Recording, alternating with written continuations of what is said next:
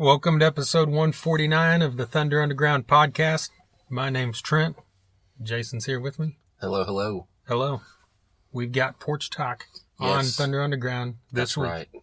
Oh, sorry, kept talking over you. Hey, that's what we do sometimes.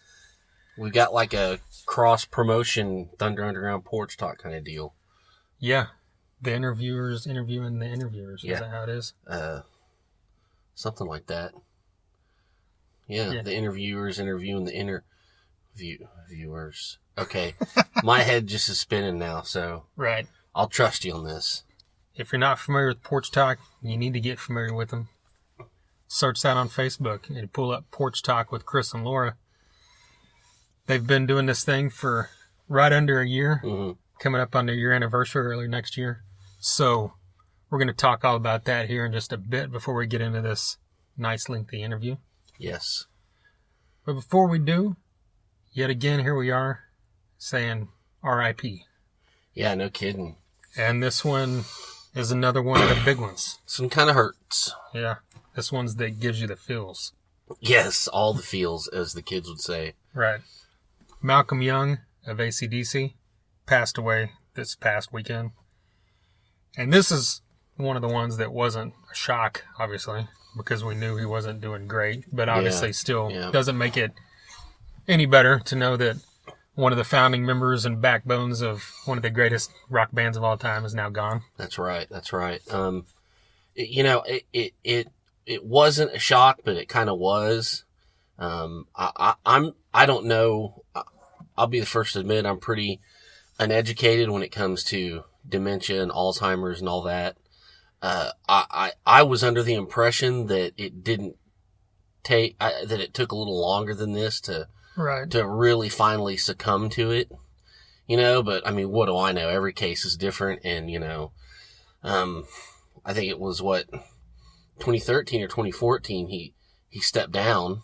Yeah. And, 2017. So it didn't take long, and, it's just a terrible thing. And, he is really, everyone talks about Angus this, Angus that, Bon, Brian, whatever, and that's all good and well. But I mean, Malcolm is the fucking foundation of AC/DC. He's the riff beast, and he's just, he was the man. So it's, pretty sad times. Yeah, that's one of the things that a lot of people, I mean, even people that follow rock music may not know how important he was. It's not just the guy standing over there that was in the band because he was Angus's brother. It's like you said, this was like as much his band as anyone's. The thing I've always, wondered in the past few years since he stepped down is if they ever do anything again, how it's going to be. It's kind of like when Slayer lost Jeff Hanneman, people don't realize how big of a deal he was if they're just an outsider that isn't a geek like us, Yeah. And well, they did Rock or Bust without him, right? I thought he had written that. Now I don't know. I don't want to get into, I didn't know that. But, I could be totally wrong. Yeah, I could too. So. Travis Davis, replying to comments and let us know. He will definitely let us know for sure. But like you said, this riff beast, this is a guy that, AC/DC has been that band that people always joke about how everything, throughout the years doesn't change, but when you're doing something that works and is fucking that cool, you don't need to change if you don't want to. Exactly. And he's the sound of that band just as much as Angus was. And as a rhythm guy yourself, I would assume that's like one of the guys, up there with Scott Ian and James Hetfield. Totally. He is totally. He's always, when I think of, riff guys and rhythm guys, he's one of the first guys that pops up into my head. Because of his work and what he did, not only did he, lay the foundation, but he also facilitated Angus and Brian Johnson to just go off and be the stars, because of all the groundwork that he laid down. And I also, and then back to what you were saying, I'm a rhythm guy, and I really have always been, and, I've always been drawn to, what's going on behind all the show. And so that's in Malcolm, that's what's going on. Right. And, it was really, really interesting to see how that works and to really get into how what he did was so important for the band. Yeah, and the Highway to Hell and Back in Black, back to back, are two of the greatest, how do you say it, sequential albums ever. Yes. Like 2 albums in a row. Yeah. It's like those 2 albums. It's like if someone said, I've always said this, that if someone that isn't really into rock and roll wants somewhere to start, you can't go too heavy. You don't want to go too soft. So I'm like, Highway to Hell is like the perfect album to introduce someone Exactly. to hard rock. Yeah. And, I saw a thing the other, I think it was the day he died. Someone had posted, name your 7 favorite AC/DC songs. I don't know why they picked 7, but I did it, and I'm going to say them right now. Okay. And then I want you to say, you don't have to say 7 because I'm putting you on the spot. Yeah, but I got some stuff, but go ahead. But I had 4 from Bon and 3 with Brian. Yeah.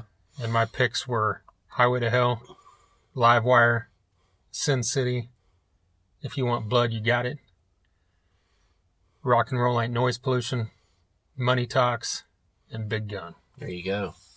Big Gun. Wow, I forgot all that was on Last Action Hero. Yeah.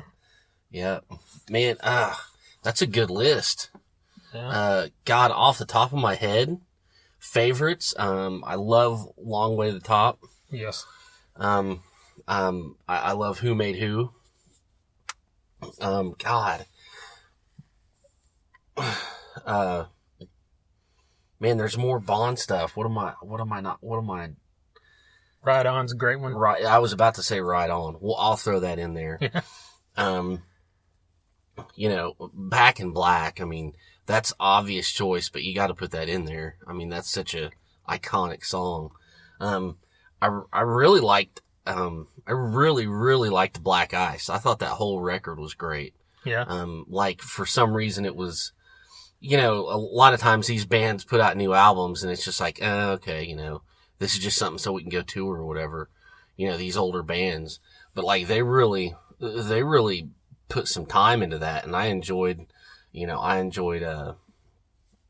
Rock and Roll Train. I enjoyed, oh man, what was that song?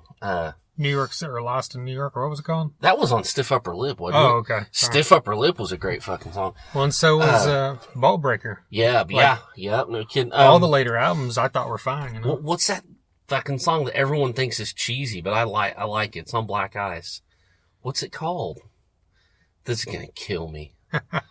It's kind of I have to look. I'm sorry, I have to look it up. You can talk for a minute or something, right? But the title eludes me right now. Well, even now I'm drawing a blank. What was the name of the most recent album they did a couple years ago? Rock or Bust. Rock or Bust. Okay. Yeah. I mean, I like that too. It's probably my least favorite of the newer ones, Yeah. But it's still good. Anything Goes. I love that song. Oh, there you go. Okay, sorry.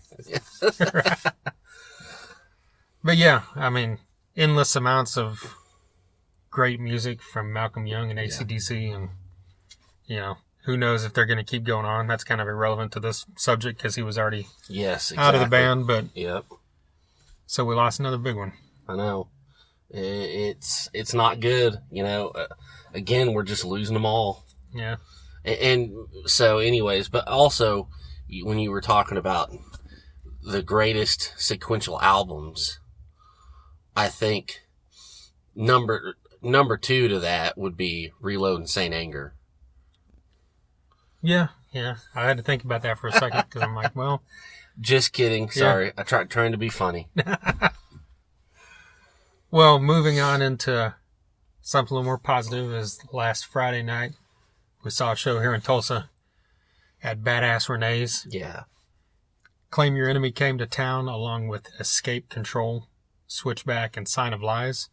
And they kind of did one of these cool things that I wish more bands in the area or regional would do this kind of thing where they get together and do a couple shows in a row. You could do 2-3 dates in a row. And they did that. They did the lineup in Tulsa, and then the next night did the same lineup in Fort Smith.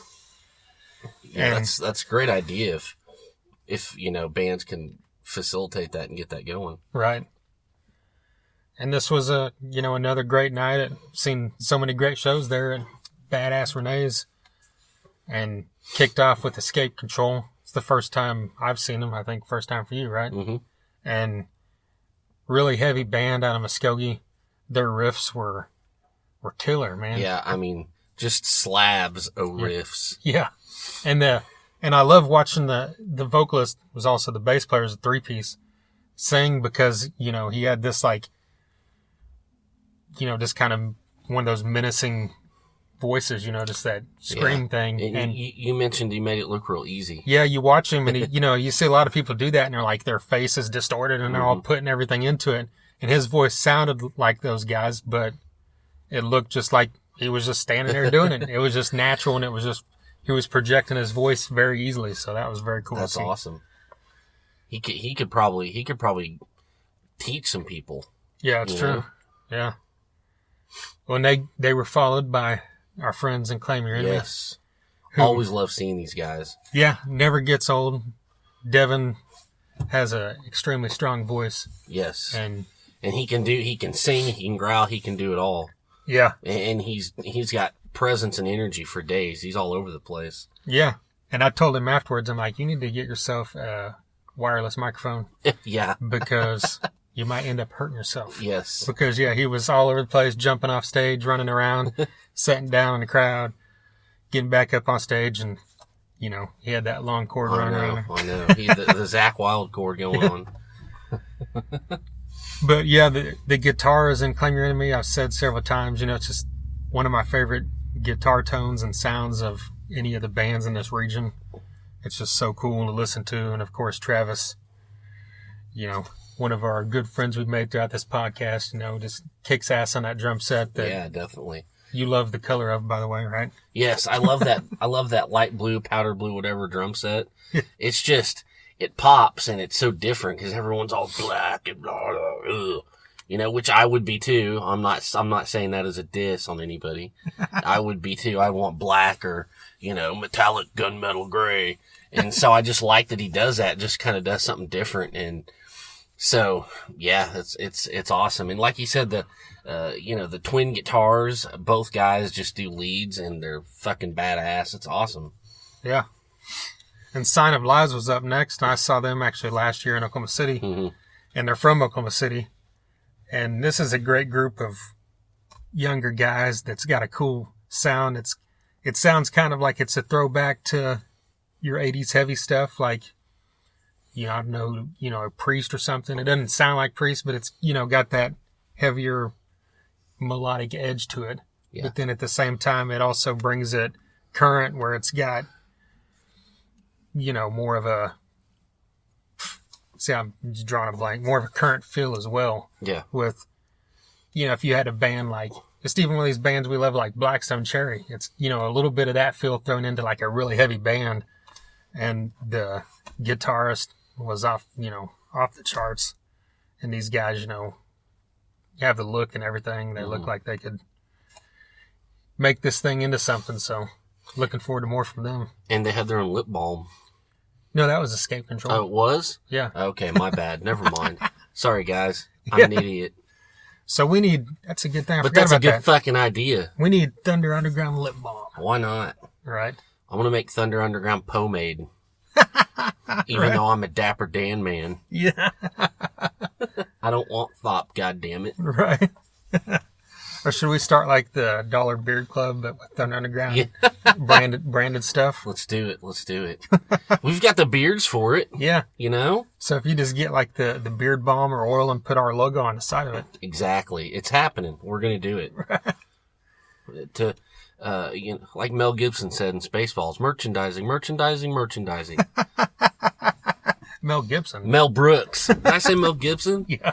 God, I need to stop talking forever. No. You're going to just handle the rest of this. I'm going to shut up. Nah. Well, Switchbach finished the night. Another great band we've seen a few times now.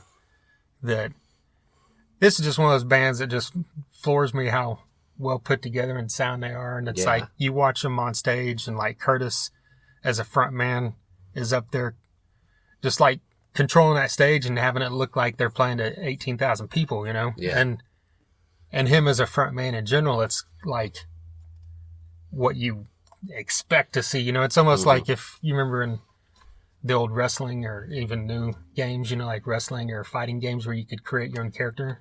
If you created your own like Rockstar character, it would be Curtis. Yes, from Switchbach. Awesome. I love that analogy, and I'm pretty sure he's gonna love it too. Right. And another thing, you know, Jet kicking ass back there, and Travis pointed out that I heard him say something about how you just sounded so. I think he used the word liquid, if that makes sense as drumming, you know, and he played Travis's drum set as well. Oh, okay. And that's another thing I always thought, you know, when you see, we've talked about that with guys when they do flying gigs or something like this where you're playing on someone else's kit. I just always assumed as a drummer that would be tricky because you continuously practice on your own set, your stuff, and you got to get on someone else's setup and pull the same thing off. So that always impresses me. The good ones can pull it off. So, you know, no matter what, you know, you give Neil Peart, a fucking Phil Collins drum set. I'm pretty sure he can make that sound good. Yeah. You know? But they've also got 2 new guitarists, and it's given them kind of more of a groove than before. And, you know, didn't have that before, but it was just kind of like more of that technical aspect that Richard had. Yeah. And these 2 new guys just bring it more of kind of like that groove stomp feel. And, you know, it's kind of more of a party type vibe, I guess, if that makes sense. But, you know, and their album that came out earlier this year kicks ass, and looking forward to seeing these guys yet again. Hell yeah, definitely. So look up Switchbach, follow them. All right, we got to get into this interview because it's pretty long. Yes. Porch Talk with Chris and Laura. They're from Tulsa, and, you know, they kind of interview bands, and, you know, they really help out a lot of bands, and, you know, we were glad to have them on finally. Yeah, they're actually a video show. Yes. Unlike us, which is what we're trying to get to, but Jason keeps stopping that from happening. No, you don't want to see me on video. No one does. I don't want to. Okay. So I didn't know you want to do this on video, really? No, I was just. Thank God. That's what I was about to say. I was like, Jesus Christ. I mean, you can. I'll hold the camera. Right. Okay, there we go. Right. But yeah, like I mentioned, Porch Talk with Chris and Laura is on Facebook. Follow them so you get notified when they got new videos up. They actually do stuff more frequent than us. I mean, it's, you know, we average 1 a week, and every once in a while 2 a week, but they seem to always have at least 2 a week, and they're moving right along. I know, he said 3 seasons worth of 24 episodes, so that's 72 episodes. Yeah. So they're already halfway to what we are. Yeah, we're lazy fucks. No. But yeah, and speaking of, they also made the ballot like we did for the We Are Tulsa Music Awards. That's right. For the best source for music in Tulsa. So here you are. Thunder Underground and Porch Talk, half of the finalists on that category. That's right. Vote for one of those when that happens. Yeah, you can't go wrong. Us or them, it doesn't matter. It's all good. Yeah. Well, we ready to get into this? Yes. Roll it. Let's do it. Here's Chris and Laura.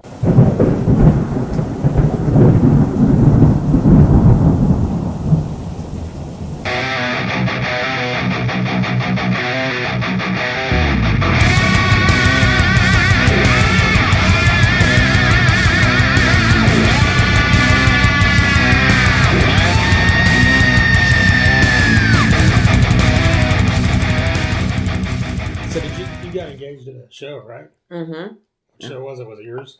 Yeah. I can't remember. Okay. Yeah. We played at Elwood's. Garrett Heck and Roger and Mike from Dixie Rec played. And then Travis and I played. And then the Peeps. It was at Elwood's, that outdoor stage. Yeah. Yeah, it was kind of cool. It was real cool. You know, it was nighttime and outdoors. And twinkle lights were on. It was a really beautiful night, too. It was kind of cool. It was very fitting. So was it a surprise to you? No.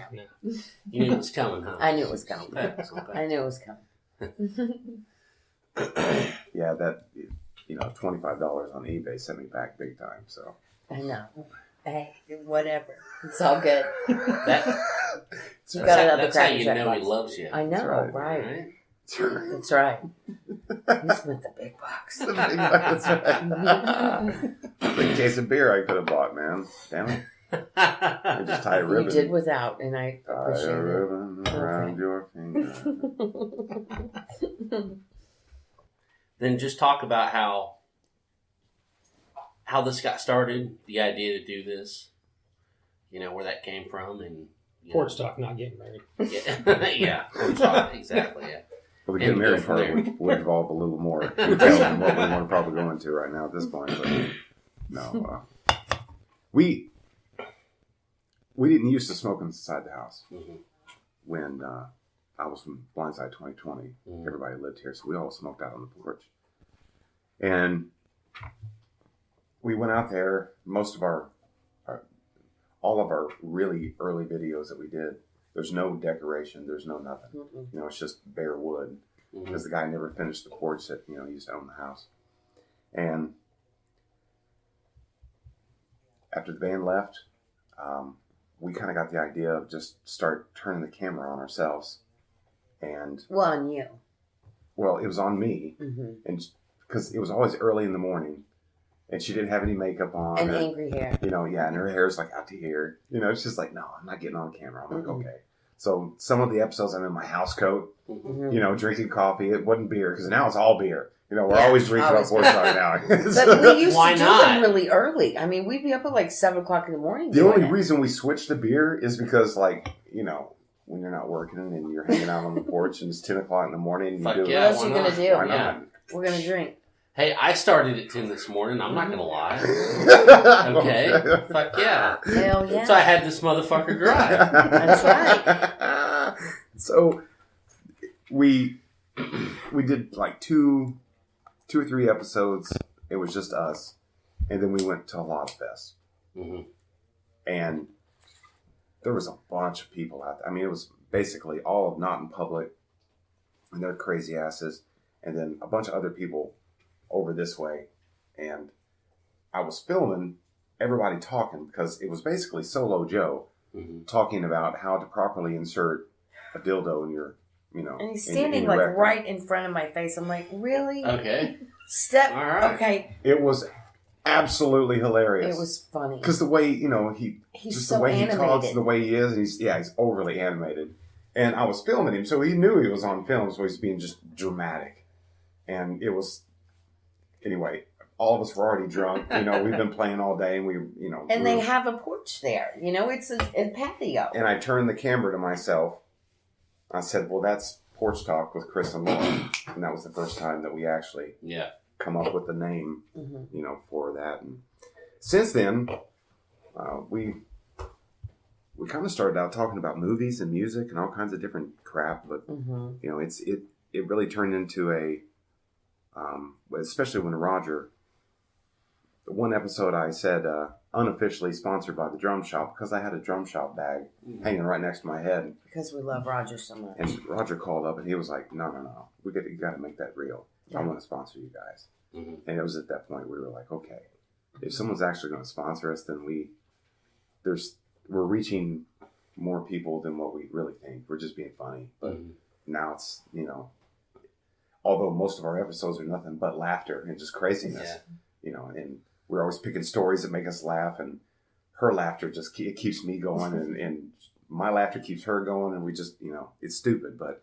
it's more serious now, to where we're really trying to promote bands, especially new bands that want to get out there, and we got people contacting us from New York now, out of nowhere, like, hey, we're going to be in Oklahoma next August, and we'd like an interview with you. Like, okay, just call us up. So. We're not that formal. It's okay. Just we don't have to go to the studio or nothing, man. This is on my phone. It's all good. So, But that's where it started and where it came from. So we didn't really realize the importance of it, and there have been a lot of people that have tried, especially when we first started. A lot of people are like, man, you guys are freaking funny.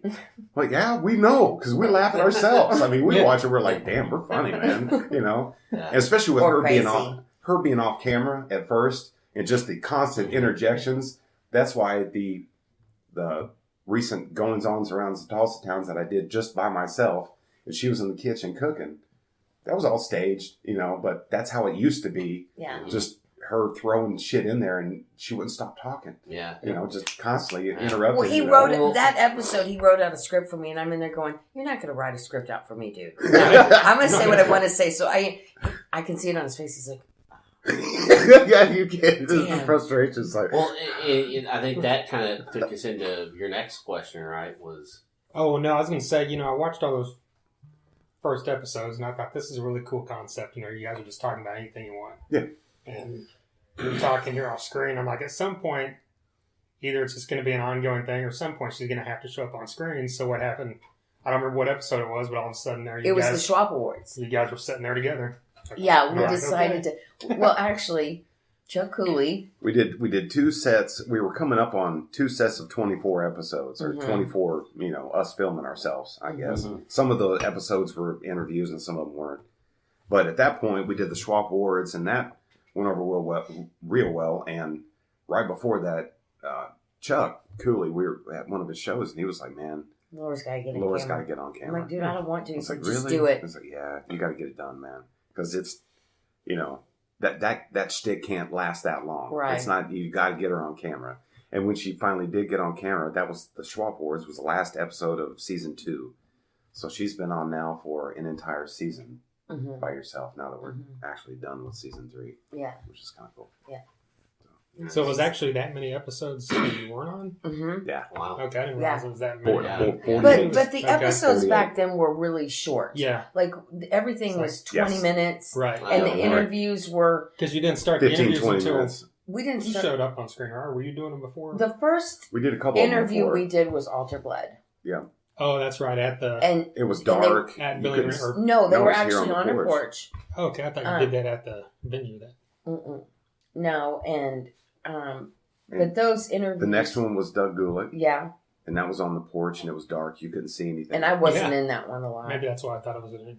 Yeah. It's weird because it's so dark. But then I learned the concept of a flash. Right. Oh, that's how it works. Okay. Oh, the flash doesn't work when you're in selfie mode. Oh, right. Got it. Okay. Not going to turn it around. So, yeah, things changed. But yeah, then we started separating interviews. Yeah. Then the interviews became separate from, our episodes. Yeah. And we didn't start counting the interviews towards episode. At 24 episodes a season, we'd be like 5 or 6, bro. Right. Yeah. We've had like 40 interviews already. And yeah. It's awesome. And we've had so much fun. We have. It's crazy. So how do you guys prepare for an interview? Like if this band's coming or this I go take a shower and fix my hair and put makeup on. That's what I do. You know what? That's not what I was looking for. But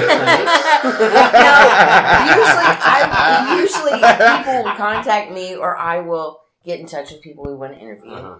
And so I'll do that part of it. But then we sit down and listen to the music and talk about it and see a show if we can beforehand. And then, but the interview's really kind of just...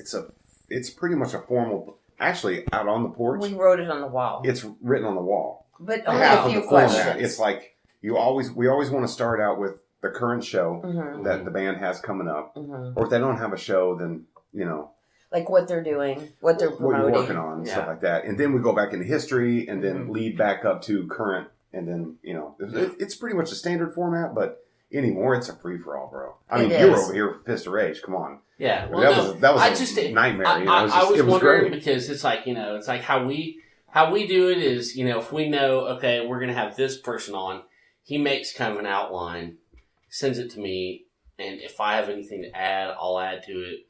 Back and forth. Mm-hmm. And there's sometimes, like, I'll just be honest, especially lately, for some reason, I don't know if it's goddamn brain cells have killed over my fucking, 41 years, but it could be something I'm really excited about. It could be a national band or a local band or anything. I can't think of anything. Right. And so it's just like I'm sitting there going, I don't know what the fuck I'm going to do. And it's hard because I've listened to interviews like podcasts. Yeah. Where whoever they're talking to will mention that we do too many interviews where guys will ask the same damn questions over and over. Right. And he's like, we can tell sometimes when we're talking to someone like a national band, they're just kind of stiff and they're probably going through the motions. Yeah. But after 5 or 6 minutes, they'll kind of open up a little. They relax a lot. Yeah, because they realize, well, these guys are assholes, I guess. And that's the other thing. Just like what you said is, I don't want to ask the fucking questions that they're always going to get asked. Right. So it's just like, God damn. So where'd you grow up? I mean, now I do want to, I do always insert the question, where'd you get, where'd the music come from? Yeah. What'd you start doing? When did you start playing? Well, yeah, there's a couple of those that means a lot, They're common questions, but you always want to know, like, what'd you listen to? What do you like? Right. Because I always want to know that, no matter what. Well, and one thing we do too that helps is we try to sit down at the table before we start and just say, hey, is there anything you want to talk about or don't want to talk about? And we just kind of shoot the shit for a little bit and kind of feel it out. And because each band takes on its own thing, we ask the standard things, but it just takes a life of its own, I think. And we know so many of the people personally, just from playing and stuff like that, but we don't know them personally. Yeah. We haven't, I mean, this is our home. You're coming in our house, so sit down and hang out for a minute. Yeah. Let's just, Let's have a beer and talk about it. Yeah, let's. You want a beer? Oh, you're underage. No, you can't drink. And a lot of times you can drink now, but not on camera. Right. We've had that happen a couple of times actually. Yeah. But stuff like that. So it's like, You said AlterBlood was the first interview. Yeah, that was actually like what was it that made you decide, hey, we need to start? They never left our home. They were always here. Yeah, they were practicing. They used to use the house for practice. Okay. And we consistency. And because we met them too at HolataFest, it just kind of seemed appropriate that they would be it. But yeah, they blew us away at HolataFest. We were like, wow, you guys don't even have a bass player and you're doing that. That's awesome. And we got to know them, and then I eventually the set that Corey's playing with right now is my old set. Yeah. From Blindside. I'll need that huge of something. It's okay. Now I just got 2 toms, by the way, for the Peeps. So now it's no longer just a snare and a bass and a hi-hat and a crash. It's not that. I got 2 more toms now. It's great. I'm so excited. But they came over a bunch. But so they were always here, and we kind of tested it out. Yeah. Really. I was like, do you guys want an interview? Because you just played HolataFest, and then they got another big show coming up. They won the Battle of the Bands, and then they had they opened for somebody. I don't remember, but turn the camera on, start asking questions, and from there I was like, okay. Was it something you guys have been thinking about prior to that? Like, we need to start interviewing people? Well, or did it just come back? We always have. I mean, who wouldn't want to? Right. Yeah. I mean, you guys do what you're doing because it's cool. The one that really solidified it for me is when Andy and Ira and Doug were all here. And I'm like, they're not all in a band together, but I want to know more about our musicians in town. That's when it actually got really cool. Yeah, because we moved it Andy inside. came over in character in one of his characters. Ira was here and Doug, and then us, and I called it the cluster interview. Yeah, but it was like an hour and a half of nothing but just laughing. I mean, that's all we did was laugh the whole time. Yeah, it was. And Tiffany was here too. Yeah, she was on the other side of the couch. Well, you can't help but laugh when this guy's involved. I know, right? I love him. Well, it was so funny because for that interview, I had only met him once or twice at a show, so it wasn't like I knew him at all. And I'm outside with the dog, and he pulls up, and he's like, I need to go get beer. Where's the store? And I'm like, well, we've got beer here. And he's like, no, I'll get my own. And I'm like, what's up with this guy? What I didn't know is that he was being fucking polite. He was changing into his costume. He didn't want me to know because I begged him. I'm like, please come in costume. And Chris is like, no, he doesn't need to come in costume. I'm like, please. And so he shows up not in costume and then off to get beer, but really he's out there putting on Mike Lestrange. And I had the bow on the wall. Yeah, we got the boa from him. Yep. It will stay there because you've done a concert the night before. Yep. Yeah. So. This was awesome. It's crazy. Mm-hmm. He's here, by the way. He is here, by the way. Hello. Hi, Andy. Yeah, Andy from Fist of Rage. Hello.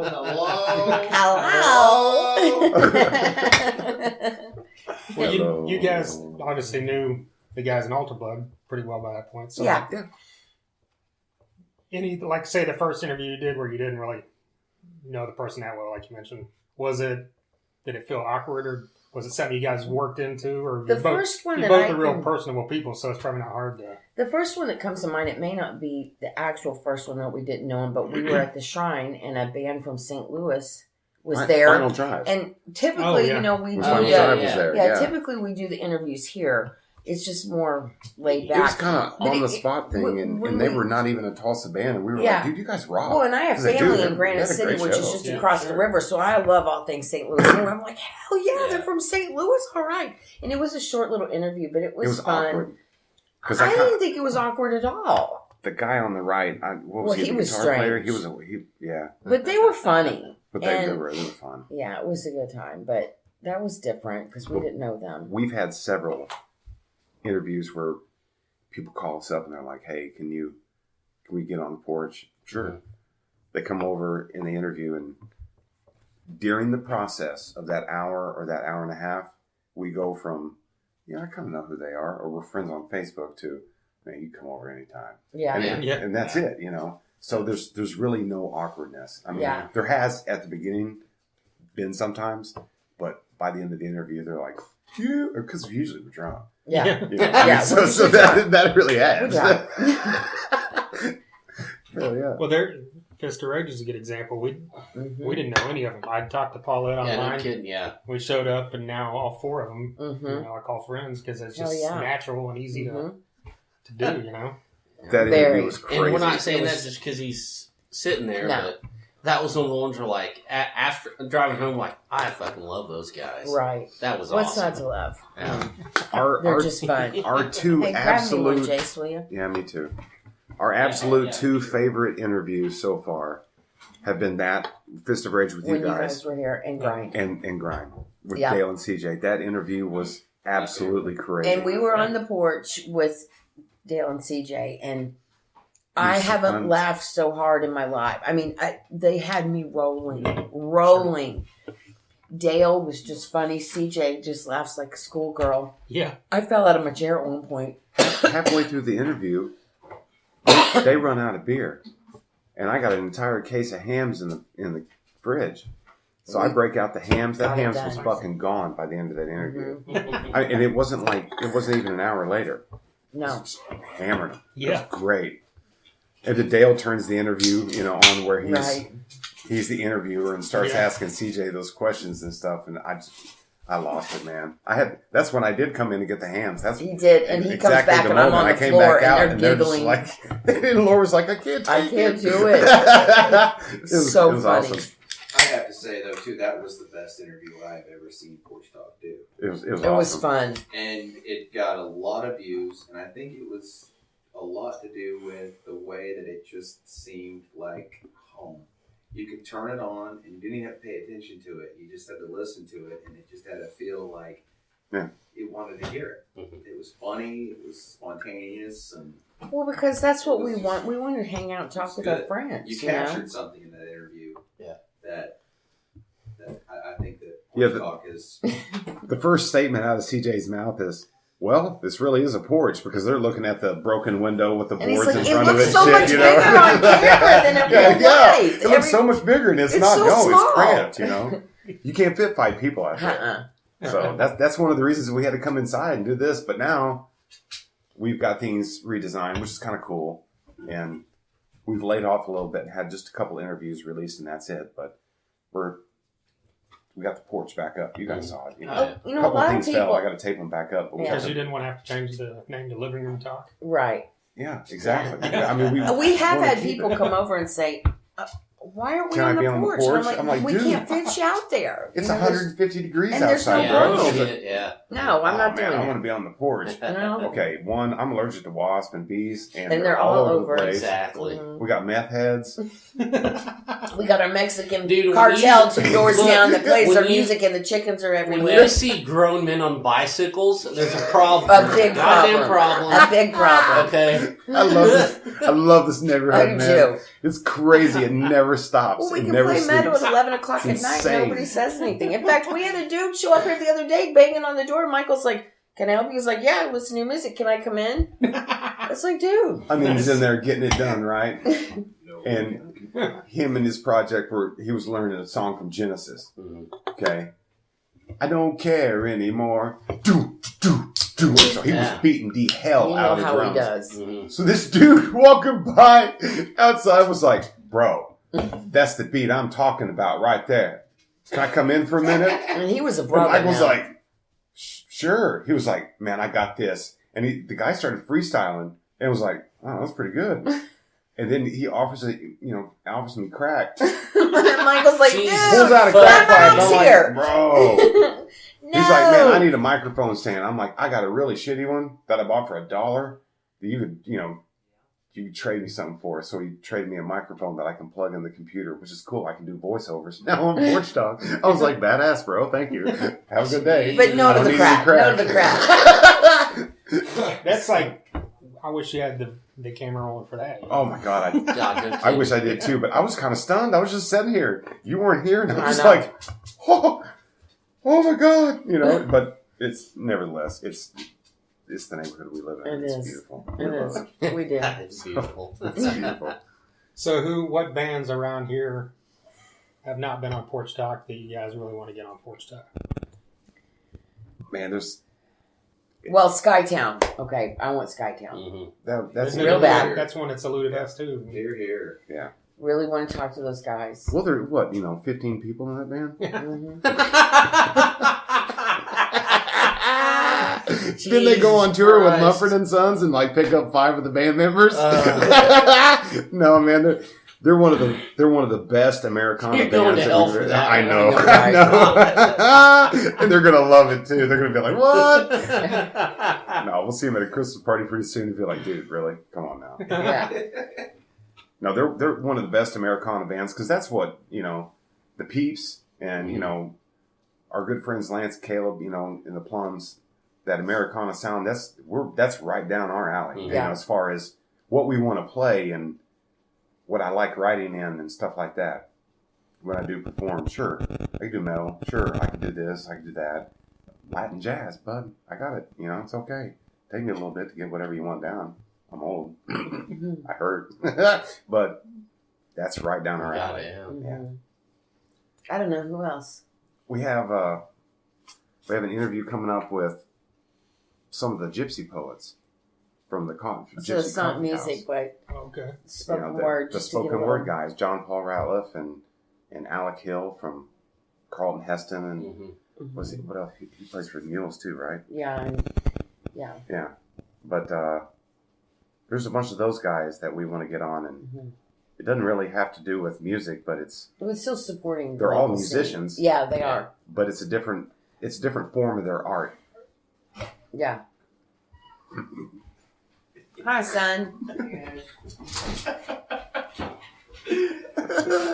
Well, and there's always now.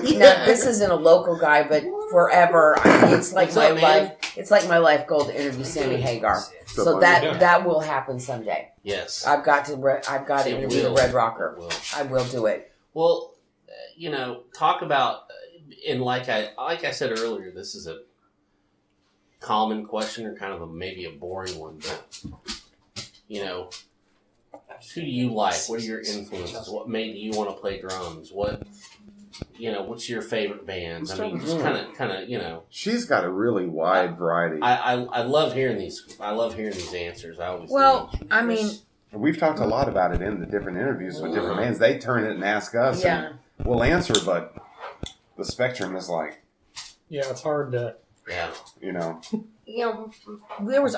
there weren't musicians in my house as a kid, but my dad and mom both loved music so much. It was everywhere. And so I had a real wide base of stuff. There was a lot of Doobie Brothers and Janice Ian and kind of weird stuff like that, the band, stuff like that. And then by the time I am in junior high, I'm all into the hair bands, the metal and all that crazy stuff. I was such a child of the 80s, just all that. Big grunge fan, big punk fan. But then I like stuff like The Cure and that poppy stuff we're hearing now and retro stuff. So I like a lot of stuff. I really do. A lot. But it always comes back to Sammy Hagar. And you don't play any instruments besides air guitar. No, and sing horribly. And you sing horribly. Actually, that's one of the greatest joys of my entire life. Where's the radio? I do play the radio. I play the radio real good. Michael Hansen chiming in. I like it. My role is behind the scenes. I'm the mom of the drummer or the woman of the drummer. That's great. Well, I don't know. Yeah. The mother of invention. Yes. Mm-hmm. You know what? I didn't start playing an instrument until it was 3 months before my 18th birthday.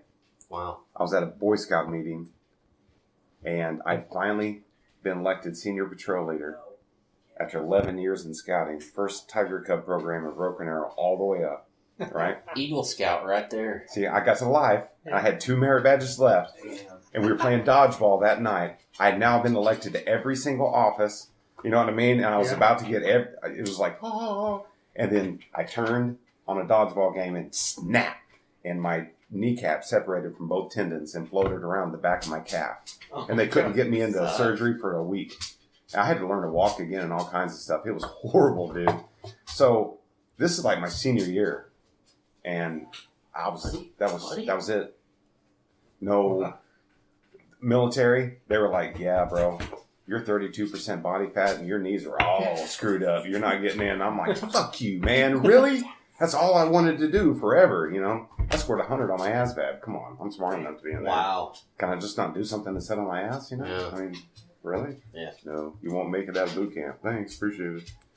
Well, my stepdad was a drummer in a country band back in the 70s in Duncan, Oklahoma. So he had a set of drums, and he set them up left-handed so that my left leg was the bass drum. And by the time I could finally start to walk and do that pretty well, then we switched the kit right-handed. And then I started learning to play. Then I went to college and forgot. I didn't pick drums up again until 10 years ago. That was it. Played guitar every now and then. I think my stepdad taught me the chords to lionize. It was like, 5 chords? And that was it. That's all I knew.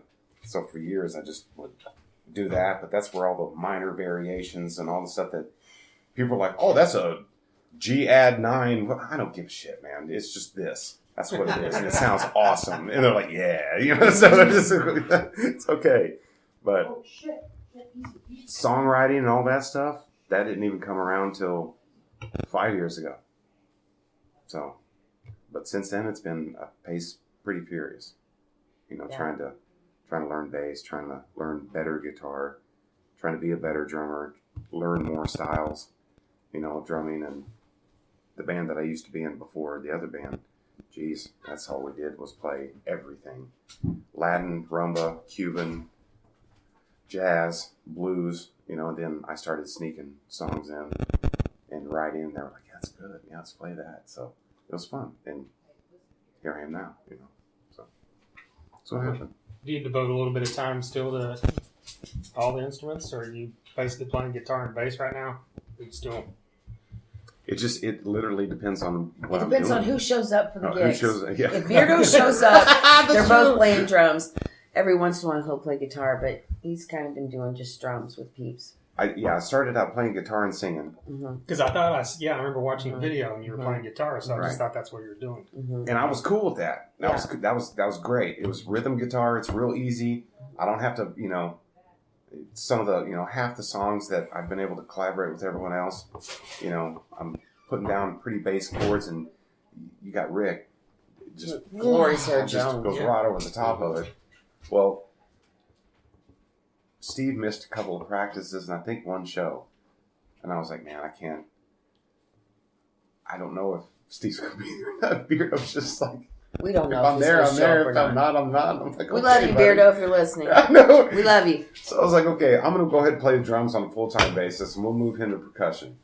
And then we added Clinton on rhythm, made it 5 to a 6-piece.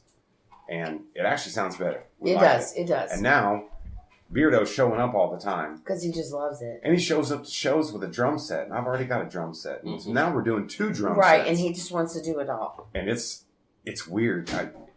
Now I'm completely out of my comfort zone again as a drummer. Where it's just me and I'm back there grooving because I wrote half the songs anyway. Yeah, I got that. I know what I'm talking about, you know. I know where this break is, that. Now he's 100 miles an hour and I'm like having to learn to play underneath him, play over the top of him, and when he slows down, and it's kind of cool, man. It actually sounds pretty good, and we dig it. Mm-hmm. So, but no, it's everything. There's no specific time devoted to anything at all. Yeah, it's the whole gamut. Mm-hmm. You know, on Monday nights I'm playing bass, sometimes guitar. On Wednesday I'm playing drums. On Thursdays I get to be a participant and listen to Onions Band do what they're doing. David Bowie melodies and stuff like that. And I'm just sitting here You're getting it done. So, yeah, it just depends. Whatever night of the week it is. Mm-hmm. Or who shows up. Yeah. Yep. So what's the plan with the Peeps? Are you guys recording or anything? Or? We want to. We definitely want to. I think the quality of what we put together so far is pretty good. Mm-hmm. And there's a lot more to come. We've got so many stuff. There's so many songs and tracks that we've just recorded. You know, after we play the show on the 9th at the Vanguard for the Winterfest thing, I think we're probably going to scale back just a little bit and get some more written. Mm-hmm. And also find the time to record. Yeah. And I think it's pertinent that we do that. Yeah. It's good stuff, man. Yeah. It's a lot of fun. We like it. Mm-hmm. We'll talk about this project you've got with Andy. Oh, we can. If you can. You can't? Okay. I'll cut that part out. It's amazing. You can. Okay. It's amazing. It's amazing. It's amazing. Well, my band knows and his band knows, so, you know, it's okay. Well, okay. I got something then to break up the awkward silence. I'm sorry we couldn't get the Holes in Hipster thing going. Oh, yeah, that sucks. But I'll give you a chance. You can ask me anything. And you could get Eric Reese over here. And I'll give you my truth. You know, my version, like the Sammy Hagar version, where you should the Sammy Hagar version. Oh! I'm just kidding. Now listen, Jace, we're gonna have a problem. No, don't you remember that where he did his book and then do. he was like, "Oh, I shouldn't have said all that." But then I read his book and I'm like, he didn't really say anything super really sensational. didn't. I don't No. know what the fuck he was talking The Van about. Halen boys are the I troublemakers. was just joking around, but Right. yeah. Anyways, so You guys were good. Zen Hipster was great. I mean, you guys really were. You had a great sound. Eric Reese Eric is an amazing killer. lead guitarist and songwriter. I mean, why? What did Baker happen? can I mean, bang the drums. it's just family, and didn't you have one band member that moved off? No, No, they all live here. yeah, we Or we did had someone get one married? What was a band member that left, or I don't know, however you want to say it, but he went off and did other. You know, he didn't. We got another bass player, but when we did the thing a few years ago, we got our original bass player back because that was the core of Okay. But I mean, I just think that. But you actually left before the band ended. Yes, Back I in the left day. because it got to the point where that was a time in the original music scene where it sucked. It absolutely sucked. It was sucked. just bad back then. It was like if you That's when it all closed up. if Yeah. you didn't have a DJ or a rapper Yeah. in your band, you were bullshit. Right. Unless you were a cover band. Yeah. Okay, so I didn't want to have a fucking rapper in the band but then we tried to do covers, but for me, when I'm doing, I don't want to do Pink covers and shit. No. I'm out. And nothing against those guys. It's just that's why I didn't want to do it anymore. Yeah. And I'm also, we talked about this with Scott and Jana the other day on their Rocket Science podcast that's coming out. I'm a very, I get home from work. I don't want to go anywhere. I don't like, I'm a routine guy. I don't. Repetition is my friend. Yes, I'm boring. I don't want to commit to stuff. It's like, so it was just like and then on top of that, I didn't want to do all these. I didn't want to do Jussie's Girl and let's get this party started. So well, and the thing and the thing is, I know that's funny, and I don't mean it. I'm sorry. And because I don't begrudge anyone for wanting to do that. Yeah. But it's just not what I wanted to do. So that's why I left initially. Well, this is a topic but that we've explored before. The thing is but there also has to be said, I think, that for that, for the whole Zen hipster thing is that I have to say is I didn't put in the work I should have. I wanted this, and this. Yeah. But I sure didn't fucking work for it. I looked at Josh like, hey, why aren't you doing this? Why aren't you doing this? Why aren't you doing this? Which I shouldn't have. I should have went out and did it myself. Yeah. Or I should have helped him.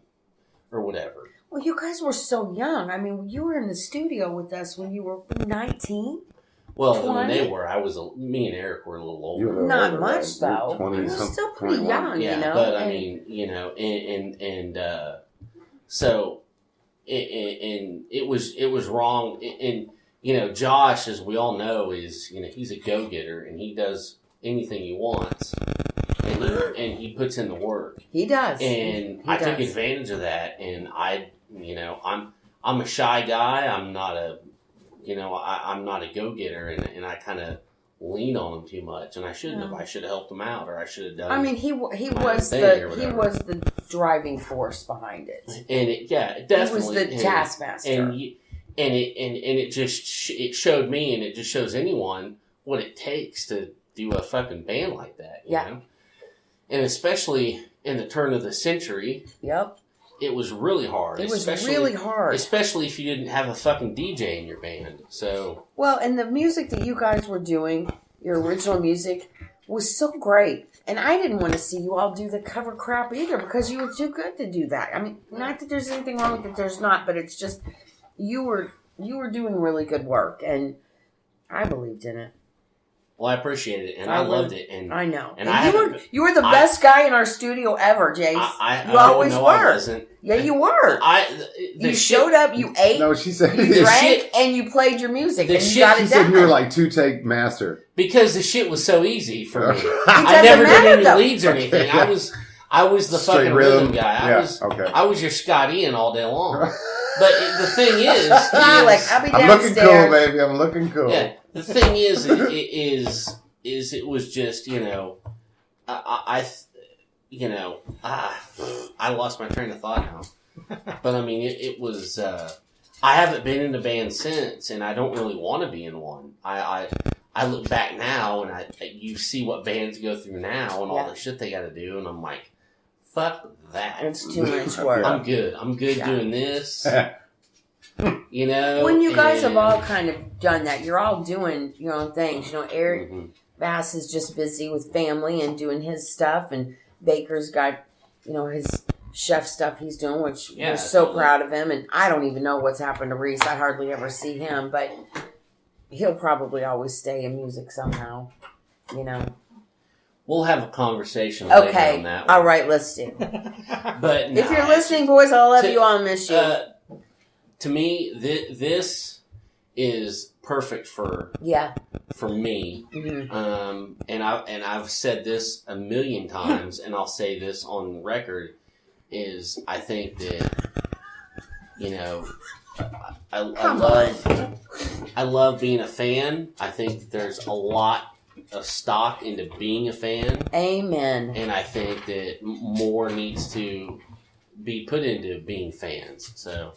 Well, we're definitely fan. Really? Okay, so what we're having to blame them. What we're having to deal with right now is that I'd never leave the house. Andy took a video of Kitty licking his balls, like emotionally licking his balls. I think it needs to be posted on Facebook, bro. I think it's great. There's going to be dudes that are going to watch that and be like, "Yeah, I'd do that all day long." That's right. If I could, I'd quit my goddamn job. File for disability and shit. Be like, I can't get out the house, bro. I just can't.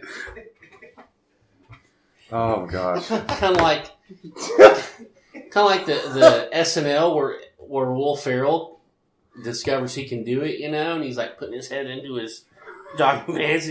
Like, what are you doing? He's like, I've tried to do this my whole life. Leave me alone and just let me do it.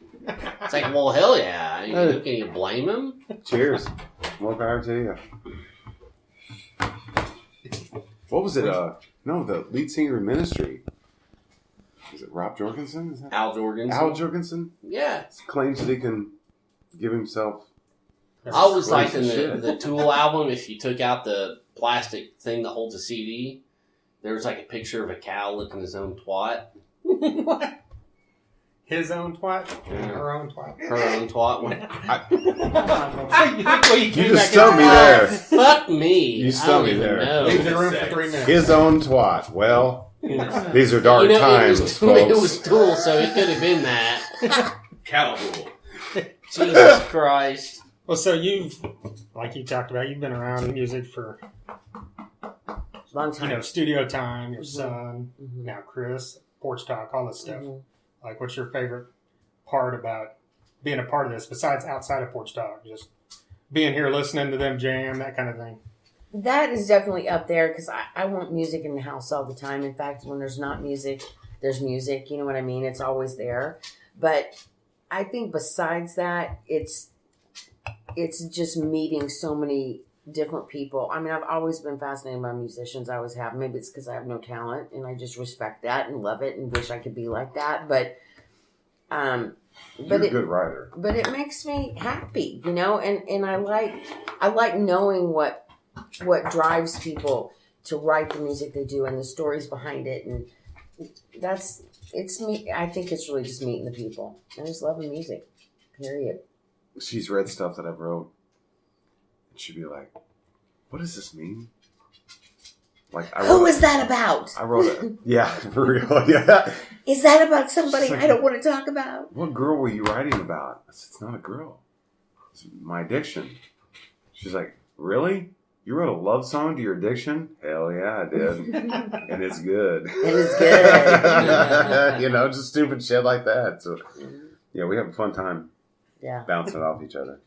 I mute my phone so it doesn't do that anymore. That's my mom. Well, where would you guys like to see this ultimately go? Just keep going like it is, or do you want it obviously to get as big as possible, that kind of thing? I mean, I think that we've both agreed that we want to keep it as local as possible. I mean, if we get an opportunity to interview somebody really big, yeah, we take it. But it's important to us that we support local music. And that's not just Tulsa. I mean, that's surrounding areas. But just, I think that it's important to promote that.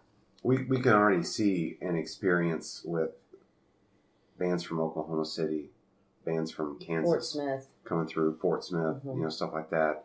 Because the Tulsa scene is really a regional scene. Yeah. If you think about it. Sure, all of us, you guys have played Fort Smith so much, it's not even funny. Yeah. And vice versa, all the Fort Smith and, Arkansas and Springfield bands come here all the time and stuff like that. So, we're kind of a collective unit as far as that goes, as far as the shows go. So our show's got to follow wherever that goes. Yeah. And I can especially see with the new time zones winning that thing yesterday, the Next to Rock, sponsored by the Cat, Less Than Human winning the Battle for Cat Fest to open for Corn. Tulsa's really, Oklahoma City scene is not dead, but it's damn near dead. Yeah. And there's a lot of people over there trying to revive and trying to do what they can to make it, but it's nothing like it is here. And our scene's kicking ass. But regionally, it's not just here in town. So we know that we're going to grow with that. Mm-hmm. It was nice to see a Tulsa band win that. It was. Oh yeah. From for a festival in OKC. Yeah. That's and awesome. They and open for Corn, man. Yeah, it was a great show. Yeah. And those kids were so happy. I mean, those kids were so happy. Yeah, we interviewed him the week before, and then we traveled down with them. Yeah, we just Colton came by and picked us up, and we're like, "I'm not driving my ratty ass car." We'll go with that thing's not going to make it. And he's like, "Oh, come on, get in, we'll come with us." Yeah. So they had a big trailer and had a big van full of people, so we just rode with him and. It was fun. We got to be there, and that's one of the items that we have of their set list from that specifically. That's cool. The fake blood all over it and shit. So it was great. But it's cool to see not only Less Than Human, but Fist of Rage was represented there in the entire the 2-day part of it, and Tulsa's continuously getting represented. Fist was in Kansas City the other night. you guys go all over the place. Yeah. All of these other regional bands like Custom Black and stuff are always, you know, making a point to come here. And why?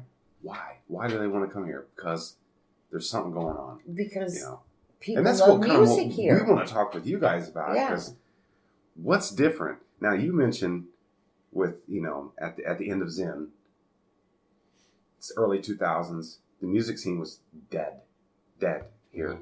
Completely. It was then what Oklahoma City is almost now. And so cutthroat. Well, It's cutthroat. All I know is the back end of it is horrible. When I got out of that I got out of it, and I just done completely. I don't know anything from then to a couple years ago. Yeah. I don't know how it went. I don't know what it was. Nothing. I'll totally admit, because I was out of it. I was, you know, I was, you know, in the beginning, I was done with it all, you know, and two, for most of it, I was married and did that whole blah, blah, blah, blah, blah. Right. Life happened. Yeah. And so, like, yeah, exactly. So when me and him came back into it, I mean, I didn't know what I was getting into, because if I did know anything or I did see anything, it was kind of like indie Americana stuff, like Jesse Aycock and Dustin Pitsley, and you know, because that's, you know, I'd go hang out with Josh every now and then. That's what he was into, right? Yeah. But when me and Trent really wanted to do this and take a stab at it, we didn't know, or I didn't know anything. This is what I did. I literally Googled Tulsa metal. That's all I did. It sounds fucking stupid. No, because you got to think, it's like I could have just went on Facebook, or I just could have, but just my basic, stripped down, dumbass self just went Tulsa metal, and Driver was the first thing that came up. Right. And so we saw that, and they're playing a show at the Shrine with, who was it? Severmind and Shiner from Wichita. And Shiner, which is the guy that's now in Dark. And there's one other band. I can't remember. But anyways, and that was the kickoff. That was it, huh? And then, we just kind of dug deeper and deeper and deeper into it. And we're like, holy fuck. Blackwater Rebellion. That was the other one. Right. Oh, and we're like, holy fuck, there's something going on here. Yeah. And I kind of thought, wow, I wish the fuck this was going on back when, right, back when Zen was happening, because we wouldn't have had to play fucking, I'm coming out, so let's get this party started. Right. We wouldn't have had to goddamn do that shit. Exactly.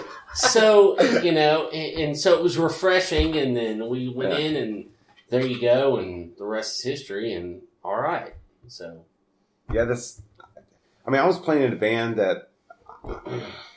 I cut my chops back on the drums in church, right? So I was still married. I'm in a suit and tie, and I'm at church one day, and they had a combined service because they had this contemporary service and then they had the traditional. Well, I was the doorman, the greeter, because the guy had died after 30 years, and they were like, "We need another greeter," and someone kind of personable, and I'm like, "I can big smile, I can do that." Yeah. So one day they had a combined service, and they played a Toad the Wet Sprocket song from Deuce Linda.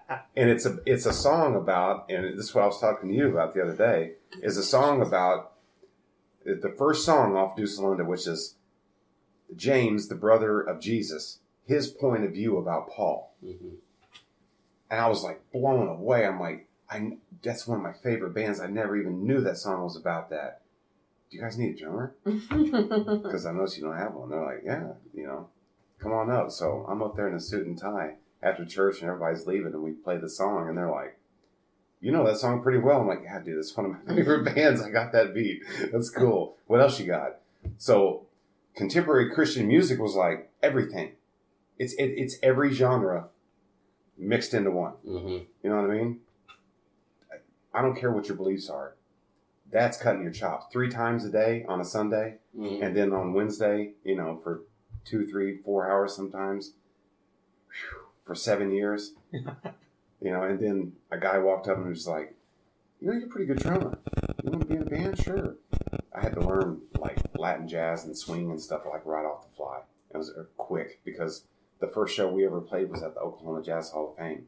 There's like 300 people there, and I'm like, oh my God, I'm not the guy cut out for this. But we pulled it off, and then I started singing while I was drumming, and just the process of it. So that's awesome. In that 2 years that you're talking about, though, something's changed because then it went from there to I'm going to try to produce a band.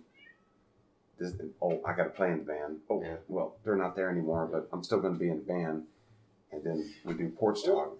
Crazy, what I thought, like, when we got into it, and then I looked back on, it's like I went to every Rocklahoma since 2007.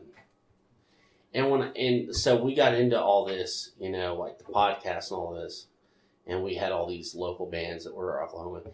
And I went back and looked at all the local bands that were playing Rocklahoma while I went to Rocklahoma and was just oblivious. Fist of Rage being one of them, and what was it? Steve Ray's band at the time before Oklahoma Rays. Pitbulls on Crack. Genocide Junkies or whatever. Doomsday Junkies. Doomsday Junkies, yeah.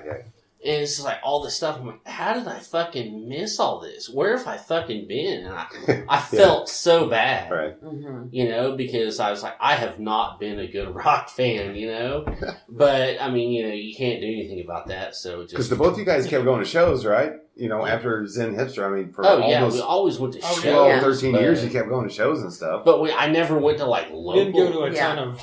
Yeah, just local like shows, local just national stuff, but it's just But we'd see bands open for other bands. Right. And so there was a little bit.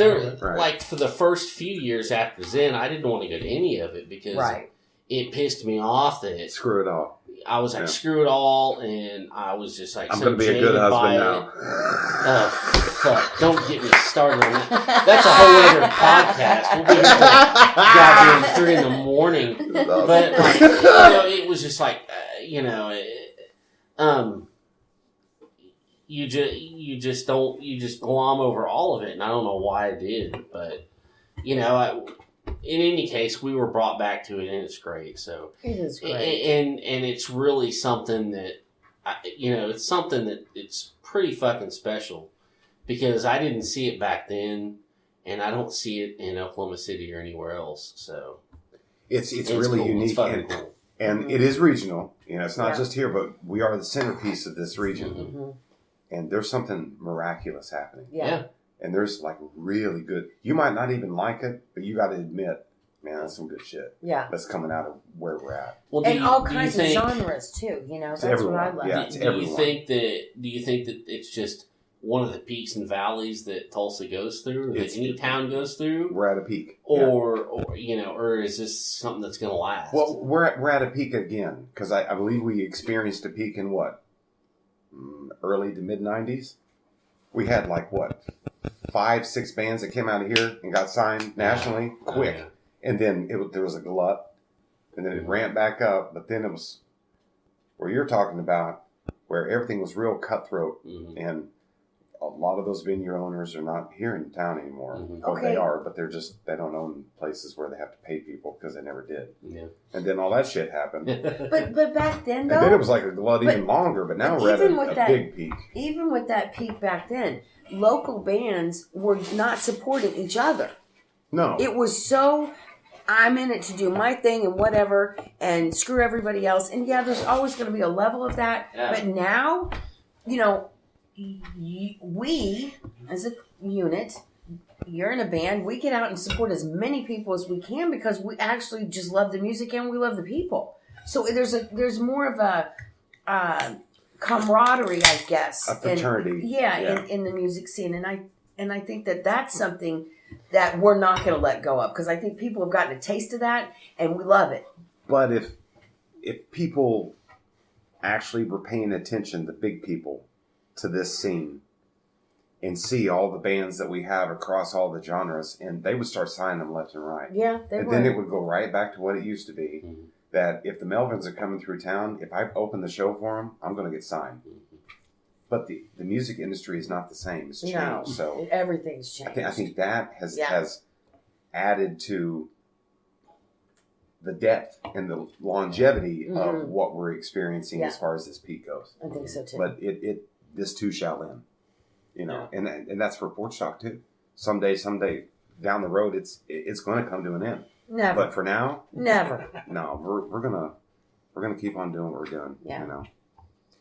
It'll be like Kiss. Like one day it'll be a fake Chris and a fake Laura doing Porch Talk like 25 years from now. I like that commercial where the guy's in a conference, and he's in him there and his cooking kids with his kid, he's got his little cardboard picture. Yeah. Yeah. And we're yelling in the background. What goes on? Just hit play on the tape recorder and walk out of the room. Yeah, that's probably what's going to be. I remember if you're talking about Cutthroat, we did one of those things where it's like one of those Battle of the Bands where you get to open the Edge birthday bash or whatever. And there was this fucking... I'll just say the name because I don't, where the fuck they are or anything.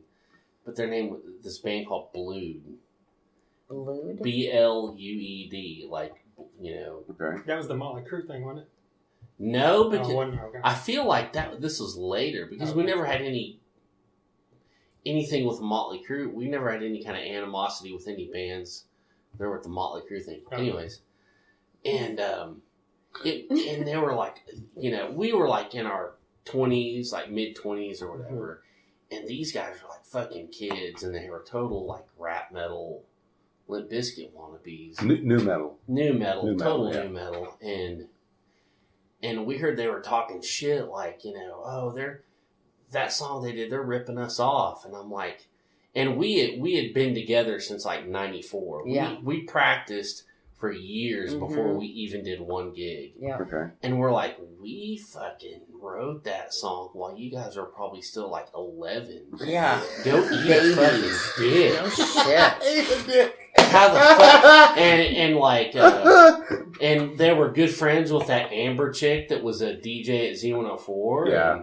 And she's the one that was like, oh, you guys suck. You're fucking ripping off Blood. And we're like, who are you? eat a fucking That's when dick. you call Julie I don't Blue even know at what the KMOD fuck and you're get it talking done. about. And that was just like, oh, this is the shit we gotta deal with. It's like, fuck this. Yeah. I'm just gonna fucking Fade. go home and Don't get me wrong, that shit still fucking is watch here. Seinfeld and The stuff- listen kidding. to my fucking old stuff- Metallica tapes. Right. Like this. And sometimes it's hard to turn it off. Yeah. Because you've got so many people. I mean, we've got, my God, 30, 35 people that come to our house a week. Mm-hmm. And that doesn't include people with Porch Talk. Mm-hmm. That's just 3 different bands practicing on 3 different nights. Yeah. So you got all those people coming through and they're constantly here and you hear things and man, sometimes you just want to hit mute. Mm-hmm. I bet. I'm done. Step I out bet. for a minute. Yeah, because it's crazy. Because there's a lot more to it than what you You've never even gotta- knew. You've This got to guy fucking doesn't like this laugh guy, and you've got or- to hit mute, just Yeah. like you said. Yeah, and we laugh a lot of it off. Yeah. We really do.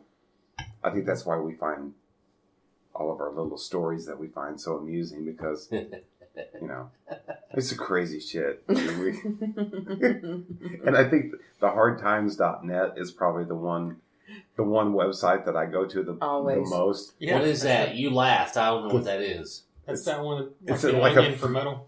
It's like a fake, What? it's like a fake news There's website. like an onion It's like for an metal? onion website for How the metal. fuck do I not know about Awesome. that? The know, it is hardtimes.net awesome. is so You've sent me freaking stories great. before. Jesus We've like sent Christ. stories to each other from it before. We have? I'm pretty sure. The one about the sleep The study. sleep study guy. Kid. Gosh, Yeah. that was so 29-year-old Tyler Harrison, and they're always in San Francisco, because the little cash God damn looks it. like a real news story.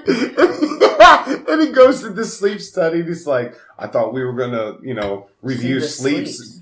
Dope Smoker album. Jesus I thought there was going to be some G13 bud. That's like the one album. It's like one song is like fucking 40 minutes long. Yeah, it was on Facebook today. Yes, and it hits me. okay. Yeah, Dope Smoker. That was the album. This guy It's worked that with 40-minute song. Yeah. this guy I worked with. We're like, we're in this trim room where we got like these masks and fucking, respirators on, and we're cutting parts. And all of a sudden, I look up and he holds up his phone, and it says "Sleep Dope Smoker 2657" with like 15 minutes left. He's like, yeah, with his mask and everything. And I'm like, I just go back and do my shit, bro. you know? It's like, fuck, that's like the longest fucking song in the world, you know? Awesome.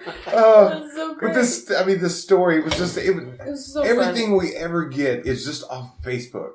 That's it. It's so stupid. We don't have to go anywhere else. No. It's just in our news feed. It's all this stupid shit Well, that and, shows you know, up. that's like, what's so funny, just that you mentioned that, it's like, everything is everywhere, right? Yeah. And there's today some guy in my feed, I don't know, it could have been one of the Rocklahoma things or what. He was like, supposedly AC/DC was supposed to headline Rocklahoma next year until Malcolm died. And you're like, what the Malcolm's not even in the band. And like, I didn't need to even say anything. There's like a million fucking comments. You dumb piece of shit. He hasn't even been in the band since like 2 years. Yeah, for like 2 years. I'm yeah. like, how do people not fucking know this goddamn shit? It's like, if you're not into rock, I get it. But if you're into this, and if you're that specific where you're in a Rocklahoma group or something, Pay attention. you should fucking know what's going on. You should also know that Axl Rose just left and Brian Johnson finally came back. Thank God. Did that? See, that's new to me. I didn't even know that. There's a doctor that fixed his ears, Well, yeah, I know that, but so he can come back. And that Axl's now with Guns N' Roses on a full-time basis, and so that's over. nice. That's good. I'm happy about that. I hope that's a thing. Because Cliff Williams left. He said, fuck this. Yep. After what, like 35 years? Can you imagine playing the same 3-chord songs for 35 years? I For don't think that I could do paycheck, it, bro. yeah, I could. Well, for that paycheck, yeah, I To could do this for 35 years and be able to be a billionaire and go into any fucking restaurant or anywhere in the world and not have anyone bother you because they don't know who the fuck you are. Right. You know? Yeah, exactly. I would play those 3 chords all day long. All day long. Oh, yeah. Yeah, I would too, I think. Well, I It do. wouldn't even be that hard because I know that I know at least 2 of those chords. You could probably teach me the third one. Pretty sure you could teach me the third one. Fake it pretty quick. Fake it pretty quick. Fake it till you make it. No, you asked earlier about influences as far as music goes. She gave her answer and I went off on something, but I do want to touch on something. There's a specific group of songwriters that I always go back to. Now there's same for you.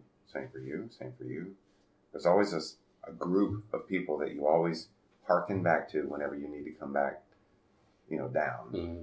But it's Robert Smith from The Cure, and it's believe it or not, Morrissey, the Smiths. I love it. I can't get Depeche Mode, stuff like that. Those are where the music comes in. But as far as the lyrics go, and the meter and the way that the words fit inside the songs, it might be pop, pop, pop, pop, but it's pop, pop, pop, pop, pop, pop, pop, pop, pop, just stupid shit like that. That's where that comes in. Mm-hmm. So if you really want to know, I just want to tell you. And I do. I really want to know. I like that. That's what it is. Nice. It's not, I hate the Beatles. I fucking hate the Beatles. Yes. Oh my God. Me too. Bro, so bad it's not even funny. I won't listen to it. I won't. No. Now, other bands cover songs of Beatles songs. I'm like, they should have done that in the first place. Like an old man yelling at kids on the lawn. Get off my goddamn That's lawn. right. I hate it. I'm not a Zeppelin fan. And I don't like, I played with Doug and all of us a couple weeks ago. We did like a Zeppelin melody. I didn't feel comfortable doing it. Mm-hmm. I just don't, because to me, as far as the drummer goes, that's like, you're talking about like Jesus, JFK, and then Bonham. You know what I mean? It's pretty, you're up there. So, yeah, I don't want to touch it. Well, I'm the same way with the Beatles, man. Yeah. And I catch a lot of shit for this. I don't fucking hate them or nothing. It's just not my thing. I hate them. It's just like, it's just the same thing with like, it's so bland to me. Yeah, it is. And Yesterday, I my troubles seem so far I away. understand what they've done. I could have wrote that then. And I understand, like, I understand what they've done and what they mean to people and the influence they've had, but it's just not my thing. I don't think they suck or anything. Because, like, Josh would be like, you're fucking crazy. What the fuck is your problem? I'm like, look, I'm not saying they suck. It's just not for me. Yeah. So. And that's what it's about. It's not for everybody. I'm the same with Pink Floyd. I don't get Pink Floyd. But see, I'm a big Pink Floyd fan. It's just too slow and just too not fun for me. But so yeah. Last week he's like, "Hey, I can't even fucking play guitar." I'm like, I never said that. Easy. It's just not my thing. It's just I don't know. Okay, what about Queen? See, I'm not a Queen fan either. I love Queen. I love Queen. They're great. Love Queen. Yeah, your name? Yeah. Oh, yeah. Greatest front man of all time. Oh, man. Amen. I named my goddamn dog after him. I mean, come on. Hello. I did. I'm not kidding you.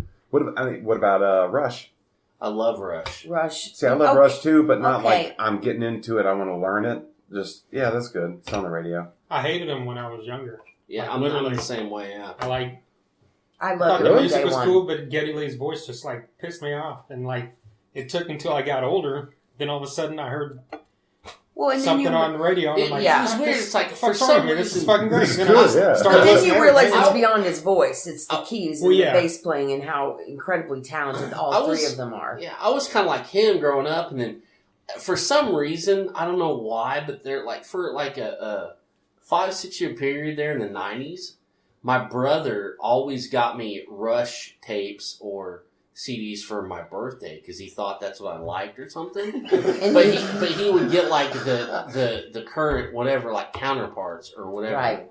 And so like I'd get these tapes like Spit It Out or whatever on there, like the 90s Rush, and I'm like, okay, this is fucking cool because they were kind of like doing some downtune stuff and whatever. Right. So I kind of got into that, and that's kind of what kicked me off on them. So I went back and I was like, okay, maybe this is cool. And that's how I kind of got into them, which is weird. But see, but both of you guys are Kiss fans. I only like Kiss because my son was like hugely into Kiss. Mm-hmm. He had autism, or he has autism.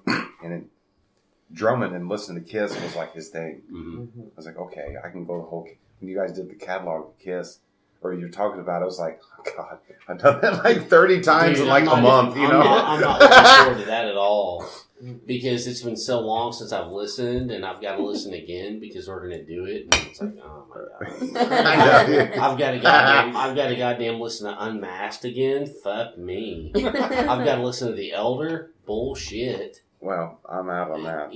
Now, Hot in the Shade, the one that no one likes, I dug. No, that was my favorite Kiss I like the 80s Kiss. I do. But it's like, fuck, I'm going to have to find some Cliff Notes or some shit. Well, we're doing it with CJ. Yeah. And he doesn't like 80s Kiss that much. He likes some of it, I think you said. He likes the old stuff and some of the really new stuff. So, that's where we'll get into some clashes. Yeah.